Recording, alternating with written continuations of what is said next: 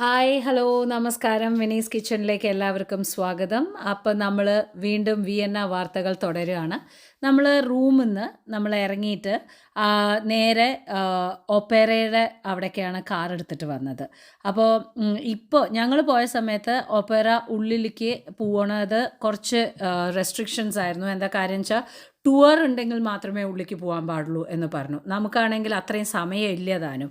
അവിടുന്ന് ഓപ്പോസിറ്റായിട്ട് നമ്മൾ കടന്നിട്ട് ജസ്റ്റ് നോർമലായിട്ടുള്ള രീതിയിൽ നടന്നതായിരുന്നു. എന്താ കാരണം എന്ന് വെച്ചാൽ ഓൾമോസ്റ്റ് ബ്രഞ്ചിൻ്റെ സമയമായി. അപ്പോൾ ഞങ്ങൾ രാവിലെ മുതൽ ഒന്നും കഴിച്ചിട്ടുണ്ടായിരുന്നില്ല. ഇന്നലെ തന്നെ വല്ലാത്തൊരു വിഷമത്തിലൂടെ ആയിരുന്നു എൻ്റെ ഭക്ഷണം കഴിപ്പ്.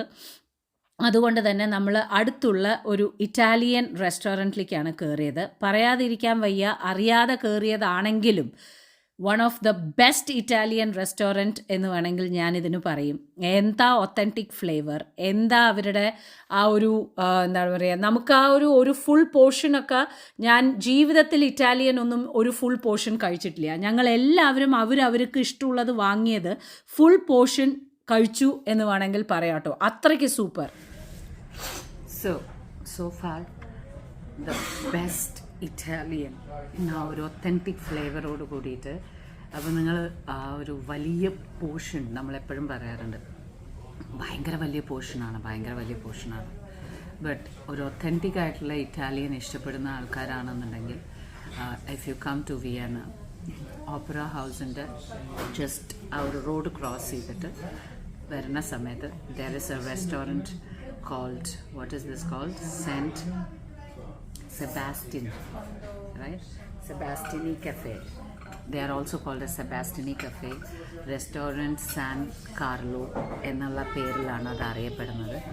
Amazing food. അല്ലെങ്കിൽ ഒരു ഫുൾ പോർഷൻ ഒന്നും കംപ്ലീറ്റ് ചെയ്യാൻ പറ്റില്ല. It is awesome. Their hospitality is amazing. അവരുടെ ഫുഡ് സൂപ്പറാണ്. നമ്മളൊന്നും ഇതൊന്നും അറിയാതെ തന്നെയാണ് വന്നത്. ബട്ട് ജസ്റ്റ് ടു ഗിവ് എന്താ പറയുക, നിങ്ങൾക്കൊരു ആരെങ്കിലും വിസിറ്റ് ചെയ്യേണ്ടതെന്നുണ്ടെങ്കിൽ ഡെഫിനറ്റ്ലി ഇതൊന്ന് ട്രൈ ചെയ്യണം. ഇപ്പോൾ ഒരു സാധനം വരുന്നുണ്ട്, കാണിച്ചു തരാം. പാനക്കോട്ട. നമ്മൾ പാനക്കോട്ട മാത്രം ഞങ്ങൾ 3 പേരും തമ്മിൽ ഷെയർ ചെയ്യാത്ത ഒരു കാര്യമാണ്.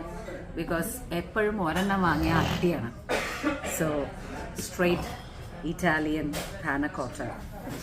ലുക്ക് അറ്റ് ദ ബ്യൂട്ടി, അവരുടെ freshness and the texture speaks a lot. Amazing. Must try. അങ്ങനെ ഭക്ഷണമൊക്കെ കഴിച്ചിട്ട് അവിടുന്ന് നമ്മൾ നേരെ ഹോപ്പ് ഓൺ ഹോപ്പ് ഓഫിലേക്ക് കയറുകയാണ്. നമ്മൾ ടിക്കറ്റ് എടുത്തു. 2 ദിവസത്തേക്കുള്ള ടിക്കറ്റാണ് എടുത്തത്. ഇവർക്ക് 3 ലൈനാണ് ഉള്ളത്. Red line, green line, yellow line. അപ്പോൾ നമ്മളിൽ ഏതിൽ വേണമെങ്കിലും നമുക്ക് പോവാം. ഇപ്പോൾ നമ്മൾ ആദ്യം ഒരു യെല്ലോ ലൈൻ എടുത്തിട്ട് ഒരു ഇതിലേക്ക് പോവും. എന്നതിന് ശേഷം പിന്നെ അവിടുന്ന് നമ്മൾ ഗ്രീൻ ലൈൻ എടുക്കാനാണ് നമ്മുടെ പ്ലാൻ. ഓക്കെ.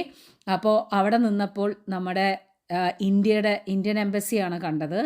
ആൻഡ് ഇന്ത്യയുടെ കൊടി കണ്ടപ്പോൾ ആ ഒരു ഫീലിംഗ് വേറെ ലെവലായിരുന്നു. ആൻഡ് അവിടുന്ന് നമ്മൾ നേരെ ഹോപ്പ് ഓൺ ഹോപ്പ് ഓഫിൽ കയറിയിട്ട് ഫസ്റ്റ് യെല്ലോ ലൈൻ എടുത്തിട്ട് നമ്മൾ ഒരു പെർട്ടിക്കുലർ സ്പോട്ടിലേക്ക് പോയി. ബിക്കോസ് അവിടെയാണ് ഗ്രീൻ ലൈൻ വന്ന് ചേരുക. നമ്മൾ ആദ്യം തന്നെ മഴ വരുന്ന പോലെ ഉള്ളതുകൊണ്ട് നമ്മൾ ആദ്യം ഗ്രീൻ ലൈൻ തീർക്കാം എന്ന് വിചാരിച്ചു. ബിക്കോസ് ഗ്രീൻ ലൈൻ വന്നിട്ട് മലയുടെ മുകളിലേക്ക് പോകുന്നതാണ്. അപ്പോൾ അതുകൊണ്ടാണ് ഗ്രീൻ ലൈൻ ആദ്യം തീർക്കാമെന്ന് വിചാരിച്ചത്.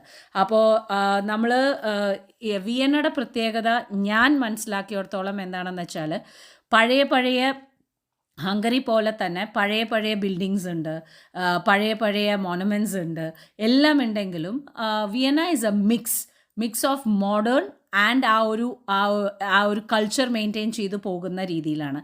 പക്ഷേ നമുക്ക് ഒരുപാട് വേണമെങ്കിൽ ഒരു 1 വീക്ക് 10 days ഒക്കെ ഇരുന്ന് കാണാനുള്ള മാതിരിയുള്ള സംഭവങ്ങൾ ഇവിടെയുണ്ട്. ഒറ്റയടിക്ക് 2 ദിവസം കൊണ്ട് എല്ലാം തീർക്കുക എന്ന് പറഞ്ഞു കഴിഞ്ഞിട്ടുണ്ടെങ്കിൽ നടക്കാത്ത പോലെയായിരുന്നു നമുക്ക് ഫീൽ ചെയ്തത്. ഇരുന്ന് സമാധാനമായിട്ടും സാവകാശമായിട്ടും ഓരോ സ്ഥലങ്ങളും വിസിറ്റ് ചെയ്യാൻ ഉണ്ട്. ഓസ്ട്രിയ വിയന്നയ്ക്ക് മാത്രമായിട്ട് വേണമെങ്കിൽ പ്ലാൻ ചെയ്തിട്ട് വേണമെങ്കിലും വരാം. പക്ഷേ ആ ഒരു ചിലവും മാതിരിയും കാണുന്ന സമയത്ത് പെട്ടെന്ന് വൈൻഡപ്പ് ചെയ്യാൻ തോന്നുന്നു എന്ന് മാത്രം.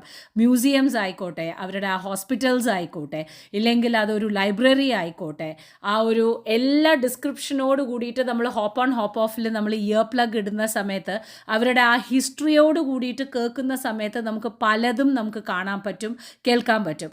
എനിക്ക് തോന്നുന്നു പോയ ഏതോ വീഡിയോയിൽ ഞാൻ ഹോപ്പ് ഓൺ ഹോപ്പ് ഓഫിനെ കുറിച്ച് പറഞ്ഞ സമയത്ത് ആരൊക്കെയോ എനിക്ക് ഇൻസ്റ്റാഗ്രാമിൽ വന്നിട്ട് കമൻറ്റ് ഇട്ടിട്ടുണ്ടായിരുന്നു.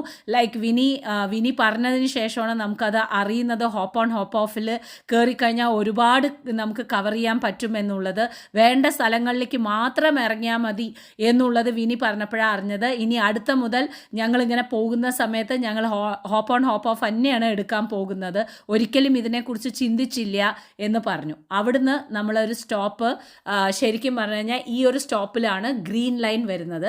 അപ്പോൾ അവർ നമുക്ക് 20 minutes ഗ്യാപ്പ് തന്നിട്ടുണ്ടായിരുന്നു. അതിൽ കണ്ട ഒരു സംഭവമാണ്. അപ്പോൾ ഈ സ്റ്റോപ്പ് അതിൻ്റെ പേരാണ് വോട്ടിഫ് കർഷെ. ഞാൻ പ്രൊനൗൺസ് ചെയ്യുന്നത് കറക്റ്റാണോ എന്ന് എനിക്കറിയില്ല. വോട്ടിഫ് കർഷെ എന്നാണ് പറയുന്നത്. ഇതൊരു ചേർച്ചാണ്. ബ്യൂട്ടിഫുൾ എന്ന് പറഞ്ഞാലും പോരാ, ബ്യൂട്ടിഫുൾ. ഉള്ളിൽ ആക്സസ് ഉണ്ടായിരുന്നില്ല, വെളിയിൽ തന്നെ നമുക്ക് ഒരുപാട് കാണാനുള്ളത് കൊണ്ട് അത് ഇനി ഉള്ളിൽ എങ്ങനെയായിരിക്കും എന്നുള്ളത് നമുക്ക് ഊഹിക്കാവുന്നതേ ഉള്ളൂ. വെളിയിൽ തന്നെ ഇത്രയും കൊത്തുപണിയോട് കൂടിയിട്ടുള്ള ഒരു ചേർച്ച് ഞാൻ ആദ്യമായിട്ടാണ് കാണുന്നത്. ചുറ്റി കാണാനുണ്ട് എന്ന് പറഞ്ഞാൽ ചുറ്റി കാണാനുണ്ട്. അതുകൊണ്ടായിരിക്കണം അവരൊരു 20 minute ഗ്യാപ്പ് നിങ്ങൾക്ക് ഉണ്ട് എന്ന് പറഞ്ഞത്. അപ്പോൾ യെല്ലോ ലൈനിൽ നിന്ന് ഇറങ്ങിയിട്ട് ഗ്രീൻ ലൈനിലേക്ക് 20 minute ഗ്യാപ്പിൽ ഞങ്ങളിത് മുഴുവൻ ചുറ്റി കാണുമായിരുന്നു. അതായത് ഒരു ഫുൾ റൗണ്ട് നമുക്ക് എടുത്തിട്ട് വരാൻ പറ്റും. ആ ചേർച്ചിൻ്റെ ഫുൾ റൗണ്ട് നമുക്ക് എടുത്തിട്ട് വരാൻ പറ്റും. And it is so big.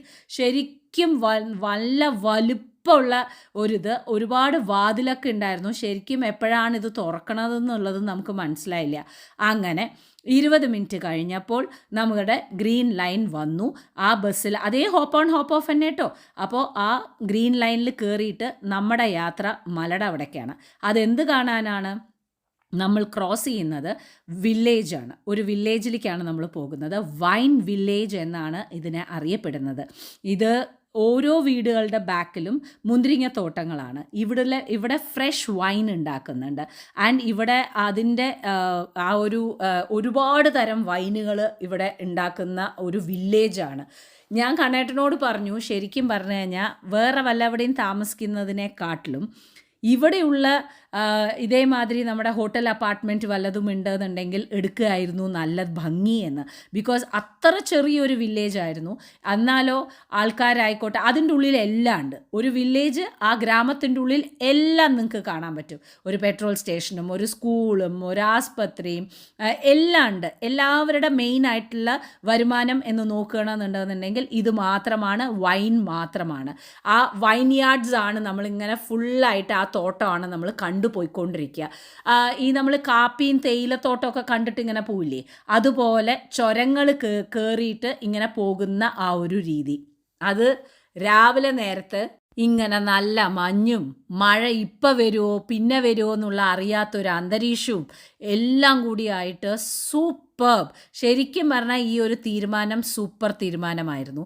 എന്താ കാരണം എന്ന് വെച്ചാൽ ആദ്യം തന്നെ ഇവിടം തീർക്കുക എന്നുള്ളത്, എന്നിട്ട് നമുക്ക് ബാക്കിയുള്ള ലൈനുകൾ പിടിക്കാം എന്നുള്ളത് നമുക്ക് ഭയങ്കര ഒരു നല്ല തീരുമാനം. എന്താ വെച്ചാൽ ഇതിൻ്റെ മുകളിൽ വരയ്ക്കും അവർ കൊണ്ടുപോകും. ഓക്കെ, ഇതിൻ്റെ മുകളിൽ നമുക്ക് ഒരു ഏകദേശം ഒരു 1.5 hours ഗ്യാപ്പ് നമുക്കുണ്ടാവും. അടുത്ത ബസ് വരുന്ന വരയ്ക്കും നമുക്ക് അവിടെ മുഴുവൻ ചുറ്റി കാണാം. മോൾ വശത്ത് എങ്ങനെയാണെന്ന് വെച്ചാൽ അവിടെ ഒരു കോഫി ഷോപ്പുണ്ട്, നമുക്ക് മോള് പോയി ചുറ്റിക്കാണാനുള്ള സ്ഥലങ്ങളുണ്ട്. അവിടെ തന്നെ ഒരു വില്ലേജ്, അവിടെ ആ ചെറിയൊരു ഫാം ഉണ്ട്. എനിക്കൊക്കെ ശരിക്കും പറഞ്ഞു കഴിഞ്ഞാൽ എൻ്റെ ജീവിതത്തിലെ ഏറ്റവും വലിയൊരു ആഗ്രഹം എന്ന് പറഞ്ഞു കഴിഞ്ഞാൽ ആളും മനുഷ്യനും ആരുമില്ലാതെ കുറേ പശുക്കൾ, കുറേ ചുമരിയാട്, കുറേ ആട്ടുംകുട്ടി, കുറേ കുതിരയൊന്നും വേണം പറയില്ല, അതൊക്കെ ഭയങ്കര ആർഭാടാവും. കുറേ കോഴി, എന്താണ് പറയുക, താറാവ് എന്ന് പറഞ്ഞില്ലേ, അങ്ങനെയുള്ള ഒരു ജീവിതം എനിക്ക് ഭയങ്കര ഇഷ്ടമാണ്. ആളും മനുഷ്യനൊന്നും വേണ്ട, പരിചയപ്പെട്ടിടത്തോളം എല്ലാവരെയും വെറുത്തിട്ടാണ് ഇരിക്കുന്നത്. അതുകൊണ്ട് തന്നെ ശരിക്കും പറഞ്ഞിടത്തോളം ഒരു കുറ്റങ്ങൾ പറയാനില്ല, കുറവുകൾ പറയാനില്ല. അവർ നമ്മുടെ ജീവിതം കുറേ പൂച്ചകൾ, കുറേ നായ്ക്കൾ, തത്തകൾ, മൈനകളായിട്ട് അങ്ങനെ അങ്ങോട്ട് ജീവിക്കുക. ശുദ്ധവായു, ഒരു കലപ്പില്ല. മുകളിൽ പോയിട്ട് ഇതാണ് അതിൻ്റെ വ്യൂ. അത് കഴിഞ്ഞ് നമ്മൾ നേരെ അവിടെ വേറൊരു കാര്യം, വിയന്ന എന്നല്ല, ഹംഗറിയിൽ എന്താണെന്ന് വെച്ചാൽ ഇവരുടെ വെള്ളം ഇവർ ഡയറക്റ്റായിട്ട് ഏത് ലോക്കൽ പൈപ്പിൽ നിന്നും ഏത് പമ്പിൽ നിന്നും കിച്ചണിൽ വരുന്ന വെള്ളം കുടിച്ചോളൂ എന്നാണ് പറയണത്. അത്രയ്ക്ക് ക്ലീൻ ആണെന്നാണ് അവർ പറയുന്നത്. നമുക്കത് മനസ്സിൻ്റെ ഉള്ളിലേക്ക് അത് നമുക്ക് ഉൾക്കൊള്ളാൻ പറ്റുന്നില്ല. അവർക്ക് പ്ലാസ്റ്റിക് നിരോധനം ഉള്ളത് കൊണ്ട് തന്നെ ഇവിടുത്തെ ബോട്ടിൽ വാട്ടേഴ്സിന് ഭയങ്കര കോസ്റ്റാണ്. അവർ പറയണത് അങ്ങനെ ഒരു കുഴപ്പമില്ല. പക്ഷേ എന്താ പ്രശ്നം വെച്ചാൽ വെള്ളം വന്നിട്ട് നമുക്ക് കുടിക്കാൻ പിടിക്കുന്നില്ല, സ്വാദില്ല. ദുബായിലൊക്കെ നമുക്ക് ആ വെള്ളം കുടിച്ചിട്ടേ നമുക്ക് സ്വാദ് തീരെ ഇല്ലാത്ത പോലെ. നമ്മൾ ആ ഫാമിലിക്ക് പോവുകയാണ് കേട്ടോ. എൻട്രൻസിൽ തന്നെ സൂപ്പറായിരുന്നു. ഇതാ രാവിലെ നേരത്ത് എണീച്ചിട്ട് അത് കാണുന്ന സമയത്ത് എന്തിന് മക്കളെ, എന്തിന് എന്താ പറയുക, ആ ഒരു സിറ്റി ലൈഫൊക്കെ വിട്ടിട്ട് ഇങ്ങനെയുള്ള ജീവിതം, എന്തോ വല്ല പുളിങ്കറിയോ എന്താണ് പറയുക മുളകോർത്ത പുളിയോ ഉരുളക്കിഴങ്ങുപ്പേരിയും ഒക്കെ വെച്ച് രാവിലെ എണീക്കുക, ദോശയും ഉള്ളി സമ്മന്തിയും കഴിക്കുക, ഇങ്ങനെയുള്ള സംഭവങ്ങൾ, കോഴിക്ക് തീറ്റ കൊടുക്കുക, എന്നിട്ട് എന്താണ് പറയുക ചെമ്മരി ആടിനും പശുവിനും ഒക്കെ തീറ്റ കൊടുത്തിട്ടുള്ള ജീവിതം. ഞാൻ കണ്ണേട്ടനോട് തീർത്തും പറഞ്ഞു, കണ്ണേട്ട ഇങ്ങനെയൊക്കെ മതി കണ്ണേട്ട എനിക്ക് ജീവിതം. ഇതിലൊരു വിനീസ് കിച്ചൻ, അതായത് ഹോം സ്റ്റേ ഇഷ്ടപ്പെടുന്നവർക്ക് വരിക, നിങ്ങൾക്ക് ഇവിടെ താമസിക്കുക, നല്ല ഹോംലി ഫുഡ് ഉണ്ടാക്കി തരാൻ ഞാനുണ്ടാവും. എന്തൊരു ജീവിതമായിരിക്കും അല്ലേ. ഞാൻ എന്താ പറയുക എല്ലാവർക്കും ഞാൻ നിന്ന് ഭക്ഷണം കൊടുക്കുകയായിരുന്നു. കിച്ചുവിന് കൊടുക്കണമെന്ന് നല്ല ആഗ്രഹം ഉണ്ടായിരുന്നു, അവനും വാങ്ങിച്ചു കൊടുക്കുന്നുണ്ടായിരുന്നു.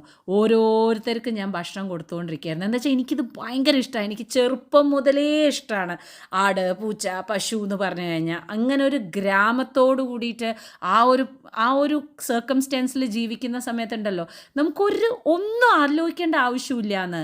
ഇങ്ങനെ അങ്ങോട്ട് ജീവിച്ചു കഴിഞ്ഞാൽ പരദൂഷണമില്ല, പരാതിയില്ല, സുഖജീവിതം. അപ്പോൾ ഞാൻ ഈ വീഡിയോ ഇവിടെ നിർത്തുന്നു. നമുക്ക് വീണ്ടും കാണാം അടുത്ത വീഡിയോയിൽ.